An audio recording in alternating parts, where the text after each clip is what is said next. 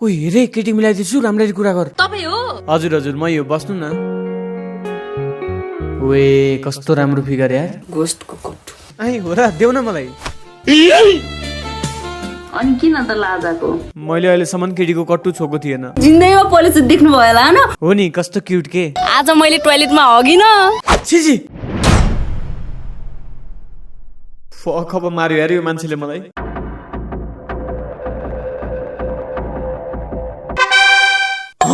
तिमी पो यो पेन्टीतिर जान्न जाउँछ है। तपाई हो? तिमी चाहिँ किन लजाको? छोरी मान्छेको जात कस्तो हुन्छ भने अलिकति लजालु टाइपको हुन्छ क्या। धेरै नलजाउ ल फेरि सबै खोल्लाउ। नै पर्दैन आजलाई पुगिसक्यो। झन् कस्तो मिलेको बढी भनेको त। जति बोका त्यति ठुलो धोका। साले पिटन किन छ यहाँ? अब बल्ल पो हुन्छ राम्रो डेट। तपाई चाहिँ को हो? यस्तै छ लाइफ आफ्नै मान्छेहरूले चिनेन। ए वेटर हो? ब्रो उता हेर त एकचोटि मेरो बेबीलाई। र दायाँ बायाँ यो खातेपाते कुराहरू चाहिँ म हेर्दिन। खुब देखाउला र हेरौँला भन्नुवालै। हेर्देऊ न ब्रो कस्तो हो र? को कहाँ छ कोही हेर्दैन म। हेर त छिटो न त तिम्रो म्यानेजरलाई बोलाउँछ है फेरि म। त मेरो पहिला डिगेर रोक तेरो त कम्प्लेन गर्छु आज म। थर्काएँ मैले, सरी त्यसको लागि, आइम रियली सरी। ल छिटो हेर त उता छिटो। ए मुकै छाड्दिनुस् गाली गर्दिनुस्। खुसी लाग्छ मान्छेहरूलाई देख्दाखेरि।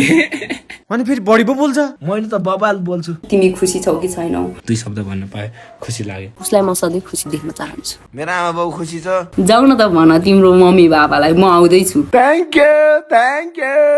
होइन वेटरले नै पो पट्टाउँछ कि क्या हो? अहिले भर्खरै घर जा भन् त म्याच सिक्ने।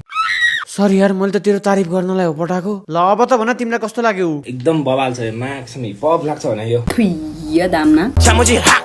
जाऊ भात लिएर आऊ मेरो लागि। डेटमा भात कसले खान्छ दुम्बा? मासु त खानै पर्छ। मासु भात नै लिएर आऊ न त। तपाईँ के भेन्डाको तरकारी खानुहुन्न? भान्टाको तरकारी कहिले खानु भएको छ नि तपाईँले? तिमीलाई चाहिन्छ भनेर नखान लाग्यो नि मैले।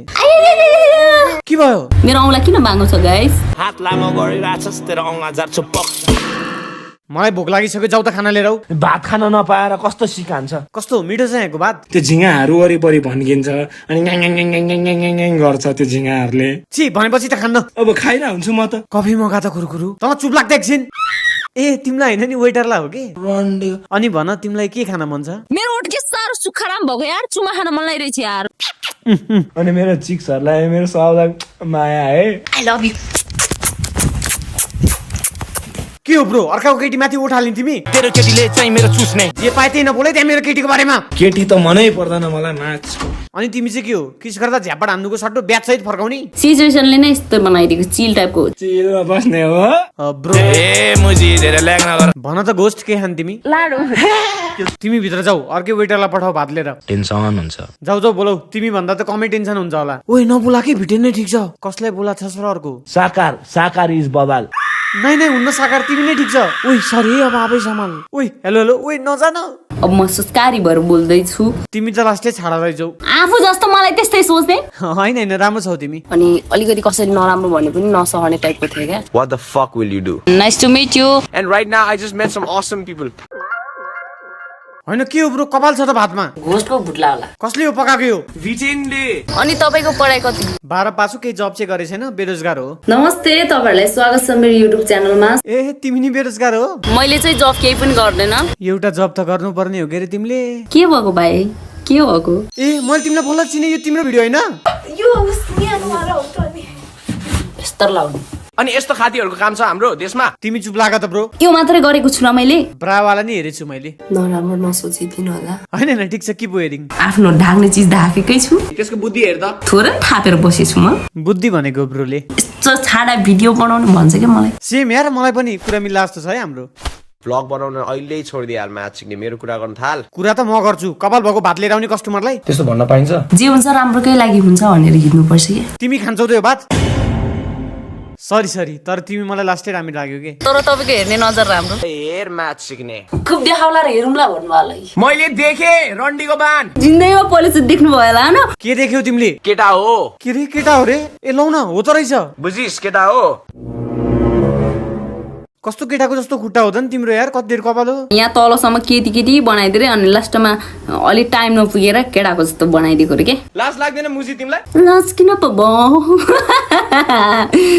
तिम्रो पास्टको बारेमा बुझाउँ न त अब। धेरै थिए बोयफ्रेन्डहरू तर कोही पनि टिकेनन् ए म टिक्छु नि थुइया दाम न होइन म टिक्छु भनेको के बुझिस तपाईँलाई साइज म्याटर गर्छ र तपाईँहरूले मलाई यस्तो क्वेसन गर्ने यस्तो क्वेसन गर्नुहुन्छ भन्ने मलाई सोचेकै थिएन होइन सोधिदिनु त ल छोतो मिठो होइन यस ठुलो छ म्याच सिक्ने आई लभ यु खोलेर देखाइदियो अनि तिम्रो ट्यालेन्ट चाहिँ के छ नि अग्ने ट्यालेन्ट मुड्ने ट्यालेन्ट हग्ने पाद्ने त्यो ट्यालेन्ट होइन त तिमीले भनेपछि त हो हगेको हेर्न पाउँछस् म्याच सिक्ने तपाईँहरूलाई कसैले ट्यालेन्ट छैन भन्यो भने त्यही भन्नु है तर हामीले ट्यालेन्ट अप्रिसिएट गरेर है कसैले रोकेर रोकिने चिज होइन यो खाएपछि मान्छेले हग्नु पर्दैन त आछि त गर्नुपर्छ तिमी डेटमा नि लुङ्गी लाएर आछौ त लुङ्गी पिसाब फेर्न सजिलो हुन्छ भनेर लाएको ए ल म नि लगाउँछु अब भनेपछि है I love you love you to